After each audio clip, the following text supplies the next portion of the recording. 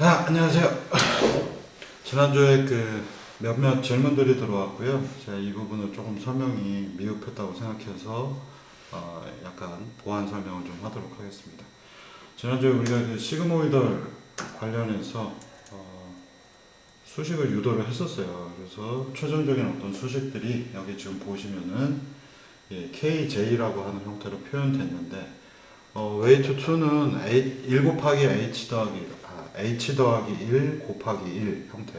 앞서서 보시면 여기 보시면요, H 더하기 1 곱하기 1이기 때문에 개수가 안 맞지 않냐 라고 하는 질문들이 들어왔고요.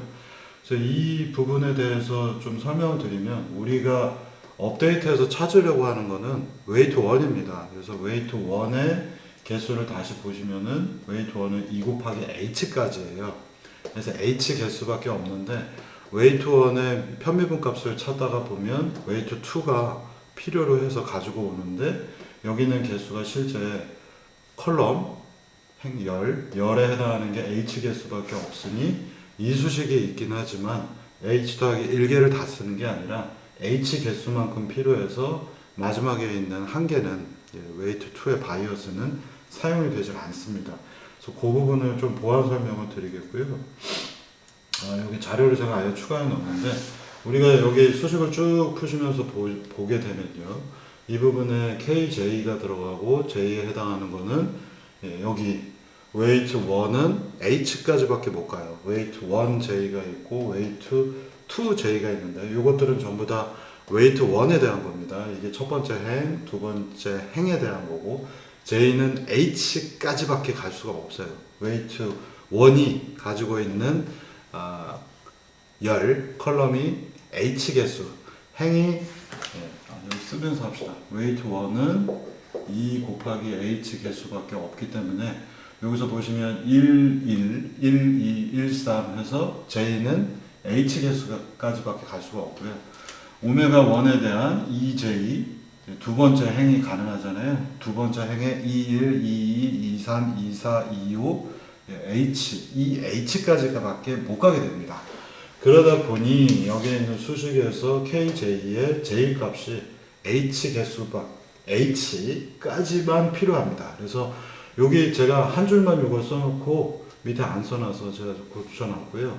웨이트 2에 대한 트랜스포즈를 써서 얘는 현재 원래는 H 더하기 1개만큼의 행을 가지고 열은 한 개여야 되겠지만, 여기가 마지막 웨이트 2의 마지막 바이어스는 사용을 안 하기 때문에 웨이트 2에 대한 H 곱하기 1개만큼만 쓰겠다라고 써놨습니다. 그래서 이 녀석을 쭉 이렇게 쫓아와서 보시면 마지막에 있는 에러 곱하기 웨이트 2의 트랜스포즈는 H 곱하기 1개만큼만 여기 들어가 있고요. 에러는 뭐예요? 1 곱하기 4 형태, 원래 에러 개수만큼만 여기 남게 되겠습니다. 4 곱하기 1이겠죠. 그래서 4 곱하기 1하고 H 곱하기 1이 하마다드 연산으로 표현이 되는 수식. 여기는 행렬이죠. 트랜스포즈 했으니까 곱할 수 있는데, 이 파이는 웨이트 1의 개수만큼이 여기에 사용이 될 수밖에 없습니다. 그래서 이 부분 제가 조금 편하게 수정을 해서 얘기 드렸고요. 파이썬 예제도 그래서 보시면은 웨이트 1으로 오브젝티브 펑션을 편미분한 사례, 여기 있는 수식하고 똑같죠.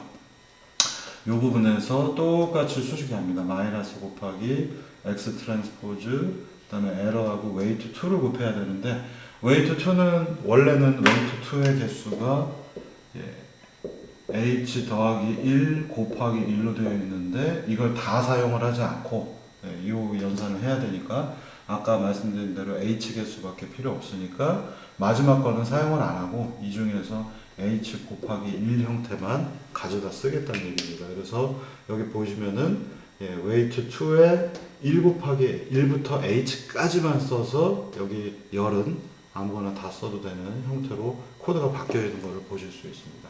그래서 이 웨이트 2의 트랜스포즈를 통째로 하지 않고 h 곱하기 1개만큼만 여기서 활용을 할 겁니다.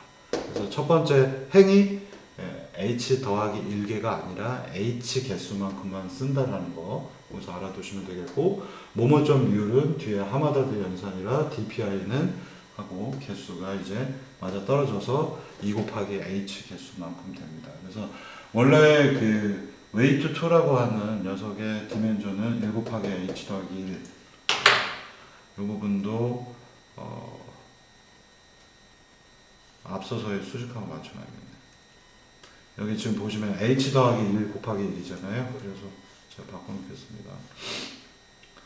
여러 가지 일로 복잡해서 이렇게 표현이 되니 디멘전 웨이트 2는 h 더하기 1 곱하기 1인데 웨이트 2의 1에서부터 h까지만 쓰고 마지막 한 개 웨이트 2가 쭉 밑으로 내려가 있는데 웨이트 2는 이렇게 생겨있죠. h 더하기 1 곱하기 1개만큼인데 마지막이 바이어스고 실제로 여기가 웨이트인데 바이어스는 웨이트 1에 대한 편미분을 구할 때 사용이 되지 않는다 라고 하는 걸 여기 드리겠습니다. 이 설명이 미흡해서 보완 설명을 드리도록 하겠습니다. 자, 그럼 이제 다음 챕터로 넘어가서 다음 챕터를 다뤄보도록 하겠습니다.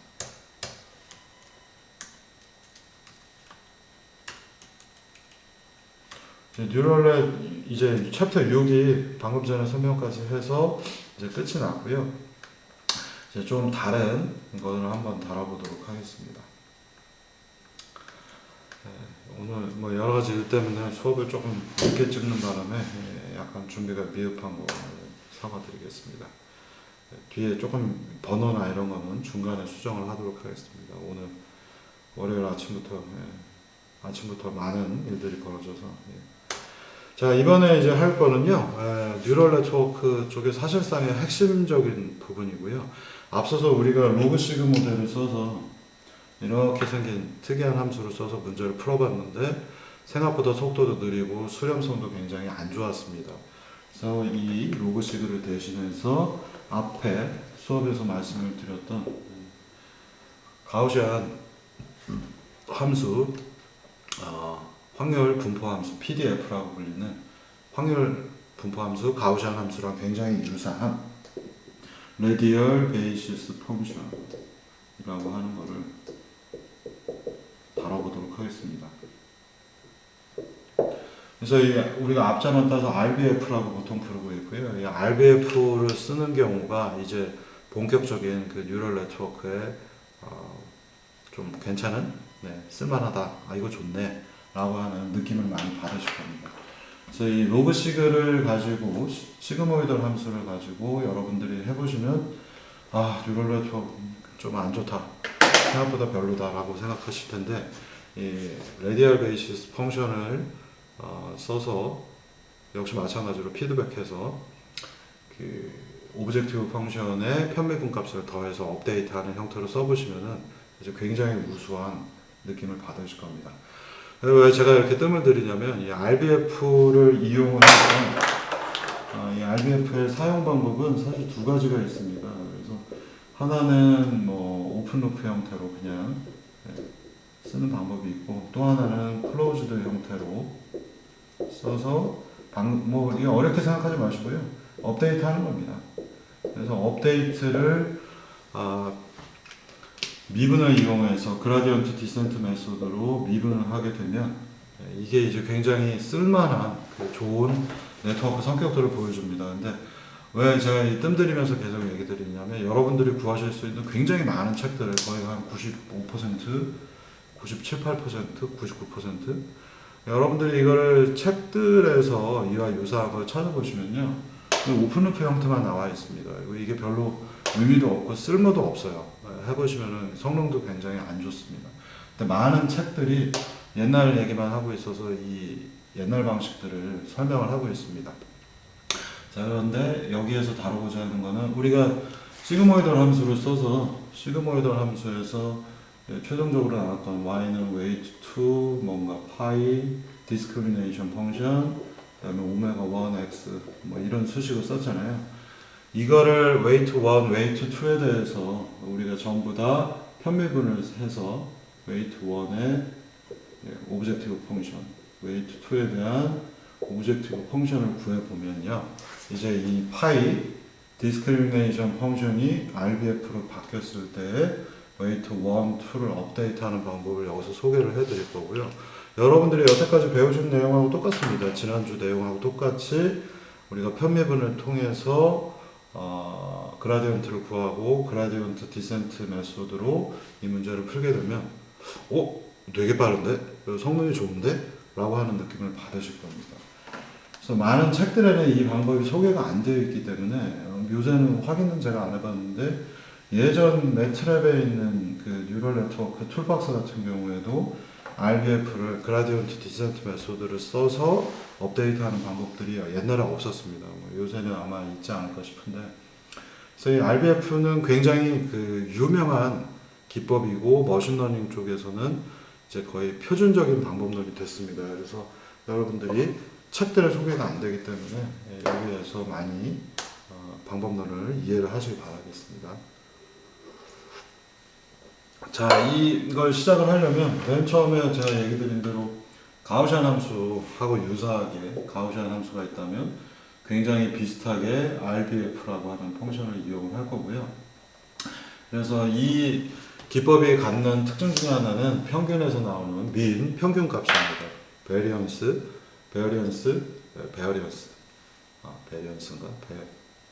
베어리어블.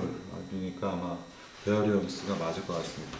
이 베어리언스 분산을 쓰는 것, 이 두 가지 확률 통계, 여러분들이 확통이라고 불렀던 통계 쪽에서 이 용어들이 나오잖아요. 그래서 이것들이 처음부터 이해하실 때 조금 필요로 합니다. 아주 많이 필요로 하지는 않고요. 고등학교 때 여러분들이 살짝 들으셨던 내용 정도로도 충분히 이해를 하실 수 있겠습니다. 먼저 평균값을 한번 보면요. 평균값은 우리가 뮤라고 씁니다. 이렇게 생긴 거, 뮤. 여러분들 중고등학교 때는 마찰계수 표현할 때 보통 뮤로 표현이 되어 있고요. 그래서 얘의 경우는 평균이니까 모든 랜덤 베어리어블을 다 더해서 개수만큼으로 나눠주면 평균이 얻어지죠. 누구나 다 아는 얘기입니다. 초중고 때부터 성적, 학점 이런 것들 다룰 때 보면 항상 평균을 얼마다 나오잖아요. 다 알고 계시는 대로 이게 만약에 옆에 보시면 3, 4, 1, 3, 2 라는 숫자를 제가 써놨어요. 그래서 공간상에 여기는 원점이 있고 높이가 3, 높이가 4, 1, 3, 2가 되어 있을 때 얘네들의 평균을 구해라. 개수는 5개고 3, 4, 1, 3이 더하니까 약 2.6이 나옵니다. 평균의 정의는 많은 학생들이 잘 이해하고 있어요. 그런데 항상 성적표를 옛날부터 받아보면 옆에 있는 표준 편차는 얼마인가 라는 용어가 나오죠. 표준 편차를 제곱을 하면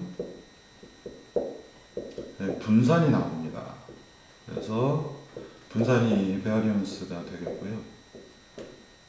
표준 편차는 스탠다드 디비에이션이라고 부릅니다. 그래서 디비에이션은 뭔가 옆으로 밀려난 바이어스처럼 옆으로 살짝 얼마만큼 밀렸는가를 따지는 거고요. 그래서 이 표준 편차와 분산은 여러분들이 개념적으로 굉장히 이해하시기가 어려운데 이 부분은 아주 여기서 짤막하게 먼저 수식 이전에 짤막하게 얘기를 드리겠습니다. 성적표가 나왔는데 내가 성적이 70점이 평균이 나왔어요. 그리고 학생들이 몇 명이나 여기 분포되어 있는 거를 봤더니 이쪽은 수량이 되겠습니다. 여기 한두 명 있고요. 100점 한두 명 있고 여기에 이렇게 많이 있어요. 그럼 이 시험은 어떤 시험일까요? 시험을 봤는데 평균이 70점 나왔고 100점 나온 학생도 있지만 한 명밖에 없고요. 그 다음에 빵점 또는 30점 나온 학생도 한두 명밖에 없습니다. 그리고 거의 모든 학생이 다 70점 근처에만 몰려있다 라고 하면 이 시험은 어지간해서는 100점 맞기도 어렵고 빵점 맞기도 어렵고 70점이 나왔기 때문에 어떻게 판단할 수 있을까요? 거의 100명이 시험을 봤는데 98명이 70점이 나왔고 그 다음에 한 명이 100점 나왔고 빵점이 한 명 나왔습니다. 그러면 이 시험은 70점이고요. 이럴 때 우리는 뭐라고 얘기할 수 있을까요? 시험이 조금 어려웠나 보네. 그렇게 얘기할 수 있겠죠. 왜냐하면 100점은 한 명인데 70점만 있다라는 거는 문제를 10개 냈는데 3개는 진짜 어려운 문제를 낸 겁니다. 그래서 하나도 못 맞춘 거고요. 70점에 7개는 쉽게 나왔고 나머지 3개는 어렵게 나와서 많은 학생들이 70점이 나온 겁니다. 빵점은 뭐냐? 그건 어디 가나 한 명씩 있죠. 네. 공부를 안 한 거죠. 네. 그런데 시험을 봤는데 네, 여러분들 예상하고 똑같습니다. 여기 0점부터 100점까지 있는데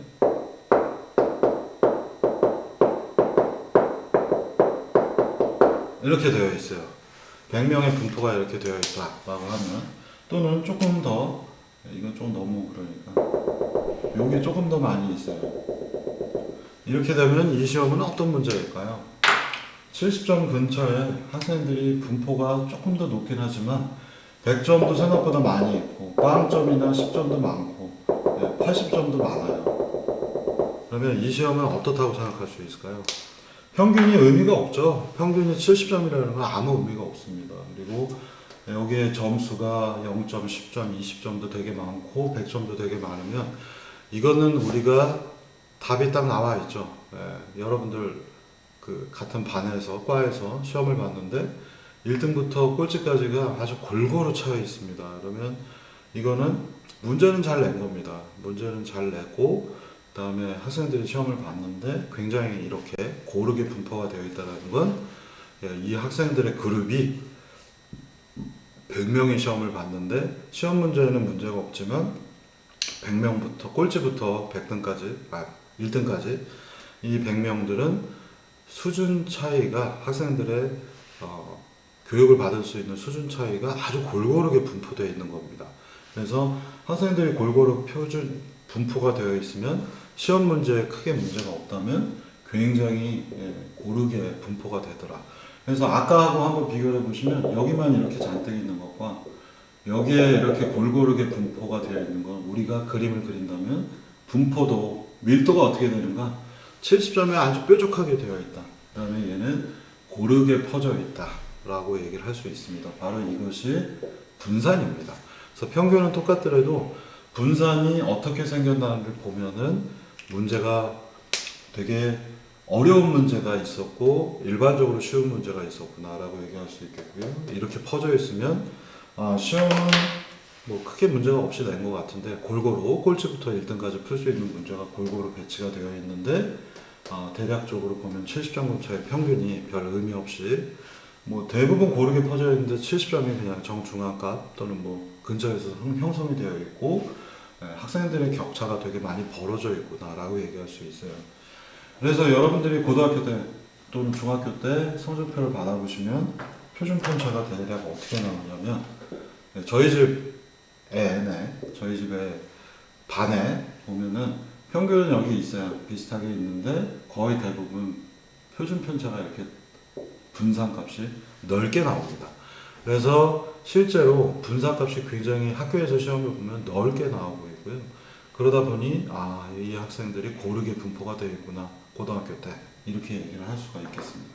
그래서 항상 학부모 입장에서 저희 와이프도 도대체 표준 편차 뭘 보라는 거야 라고 맨날 물어보고 제가 어릴 때도 학교 다닐 때도 저희 부모님도 표준 편차 뭐냐 라고 물어보시고 이런 의미를 갖고 있습니다. 저희 과는 예전부터 시험을 보면 제가 매번 얘기를 하지만 이렇게 두 개가 나타납니다. 그래서 항상 수업을 하기가 굉장히 난감한 구성으로 되어 있습니다. 이건 여러분들도 의미를 아시겠죠. 열심히 하는 학생은 열심히 하고요. 안 하는 학생은 죽어도 안 합니다. 그래서 저희가 항상 문제점 중에 하나는 이 쌍봉낙타가 된다는 거 알아두시면 되겠고, 그러니 이걸 보시면요, 이 그래프를 이렇게 그려보지 않으면은 평균을 구하면 어떻게 될까요? 평균은 가운데 있겠죠. 그리고 분산은 굉장히 넓게 나옵니다.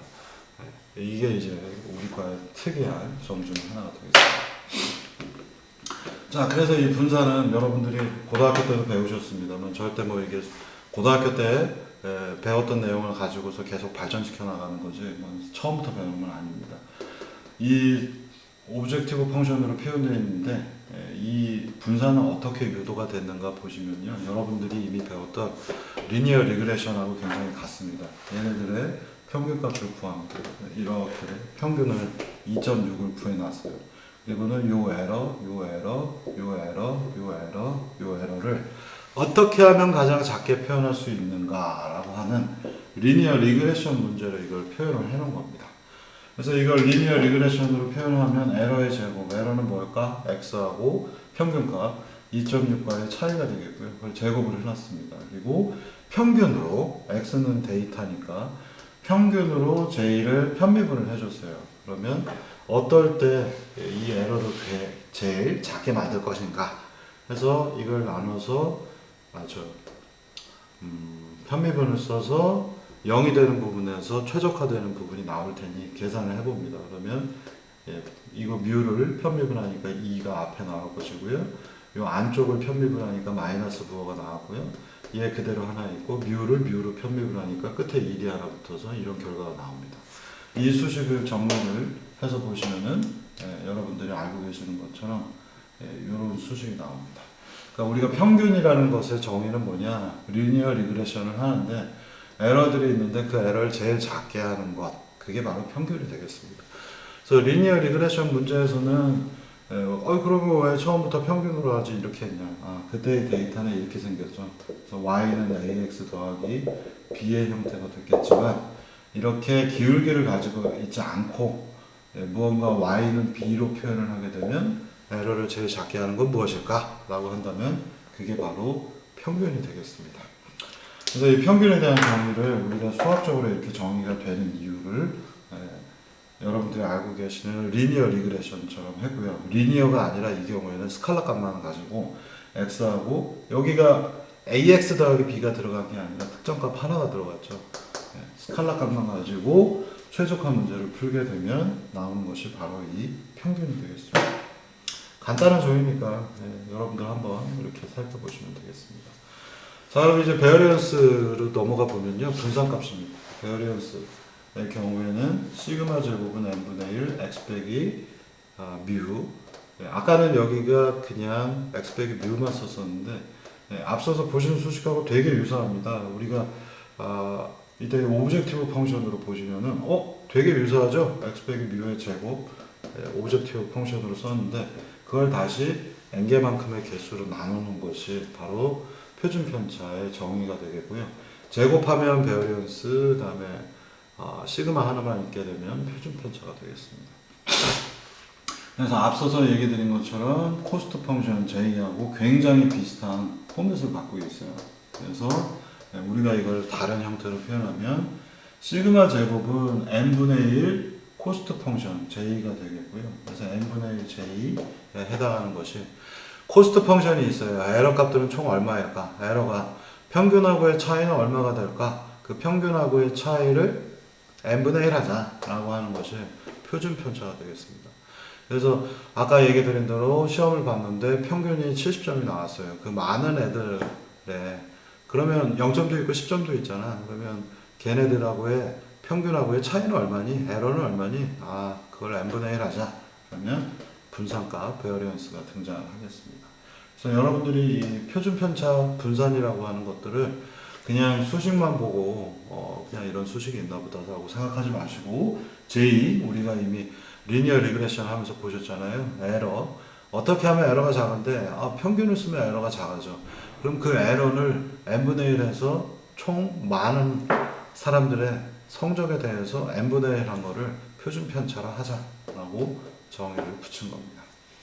자, 그래서 이 분산할 때 이 가우시안 디스트리뷰션 표준 정규 분포 얘기를 안 할 수가 없겠고요. 가우시안 함수는 확률 밀도 함수라고 부릅니다. 확률 밀도. 도대체 그 확률이 얼마만큼의 밀도를 갖고 있는데 라는 되게 어려운 표현을 쓰고 있고요. 그래서 확률 probability 밀도 density 함수가 되겠습니다. 그래서 펑션. 그래서 이걸 우리가 줄여서 PDF, 어도비의 PDF는 아니고요. PDF라는 표현의 또 다른 것이 바로 어도비 PDF 아니에요. probability density 펑션에서 소문자로 나누는 P.D.F. 이렇게 표현을 하면 얘는 확률 밀도 함수를 뜻하는구나. 그리고 그 확률 밀도 함수에 여기 제가 표현 틀렸는데 이거 자체가 확률이 아니고요. PDF입니다.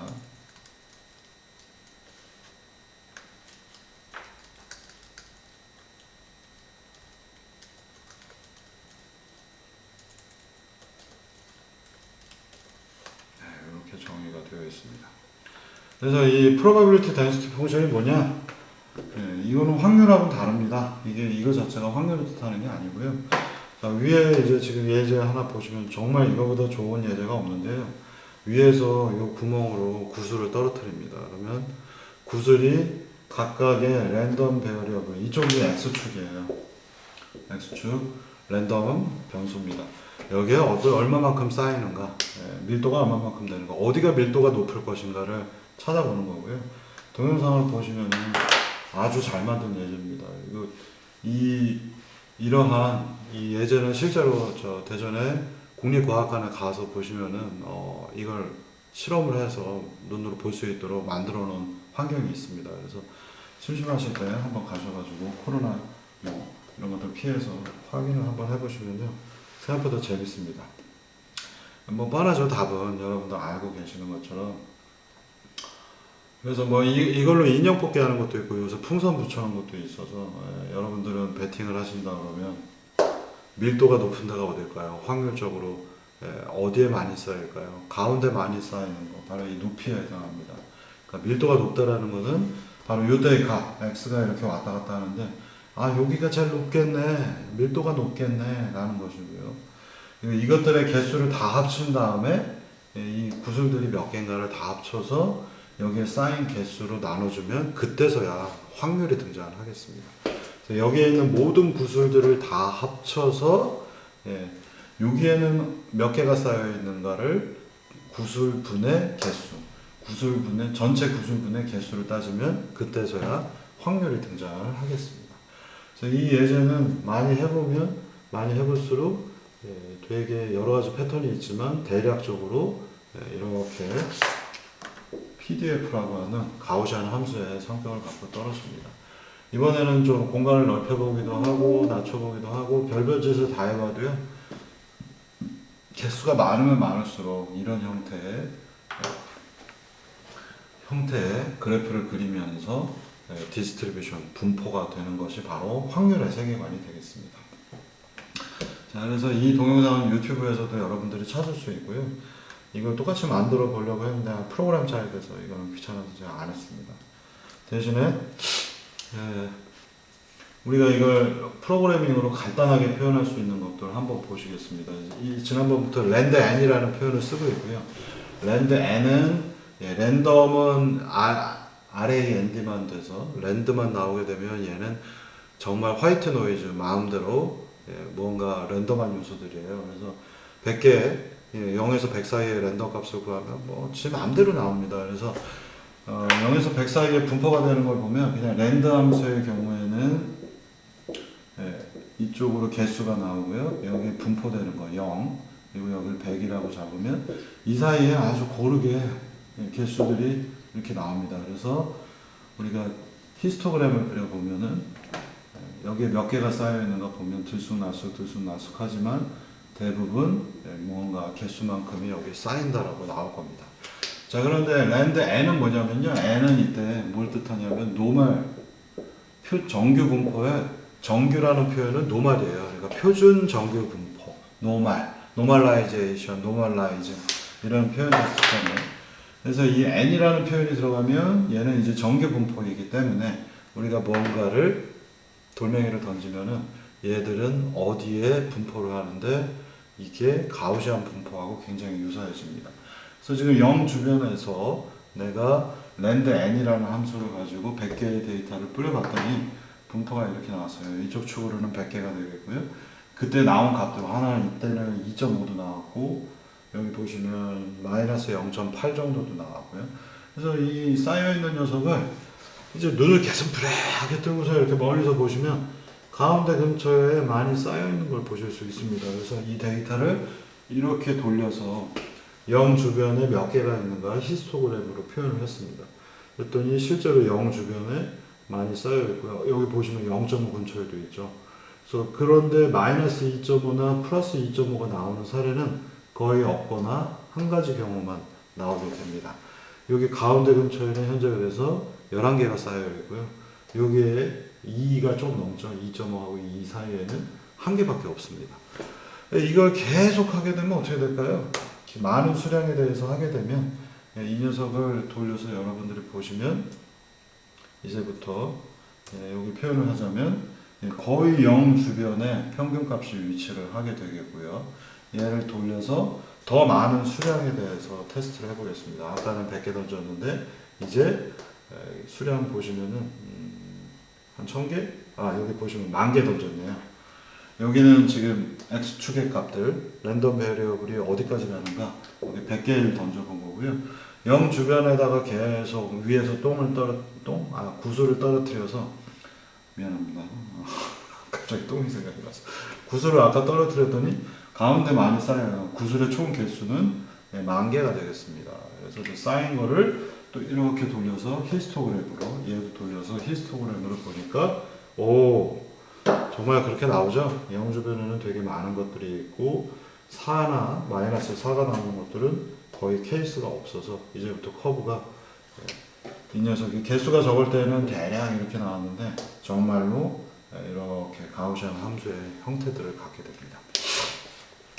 자, 그런데 이게 이제 RBF, 가우시안 함수랑 되게 유사한 게 RBF의 성격이에요. 그래서 지금 보시면은 눈여겨서 보셔야 되는 건 뭐냐면 여기 숫자예요. 2.5 마이너스 2.5 여기 마이너스 4입니다.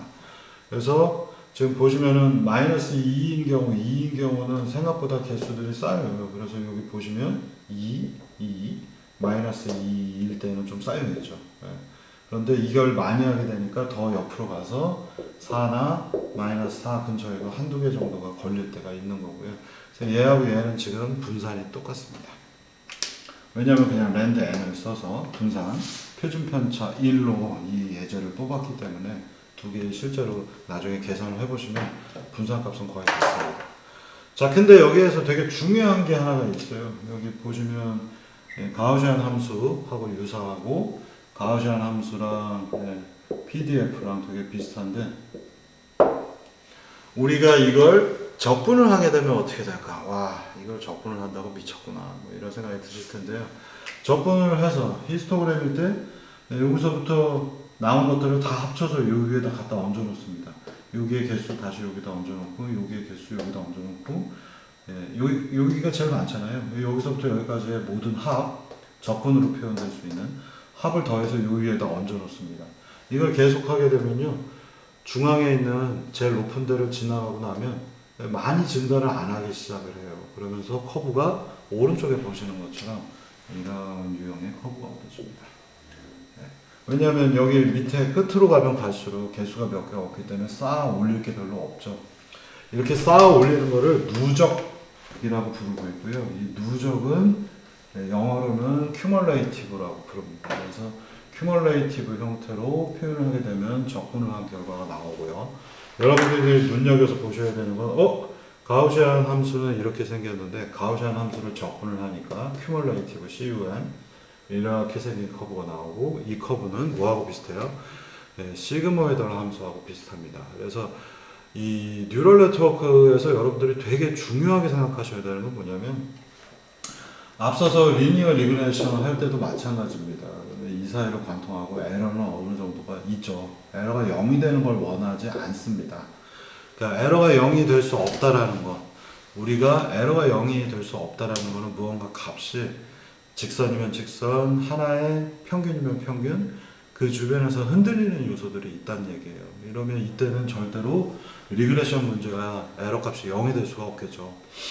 이렇게 에러가 존재하는 세상에서 무언가가 경향성을 찾아내고, 여러분들 다 알고 계시는 것처럼 점 데이터가 이렇게 생겼으면 이거 짝대기네 알고 있잖아요. 그 경향성을 찾아서 문제를 풀려고 하는 것이 바로 이 뉴럴 네트워크라든가 머신러닝 기법들이 하려고 하는 점들 중에 하나입니다.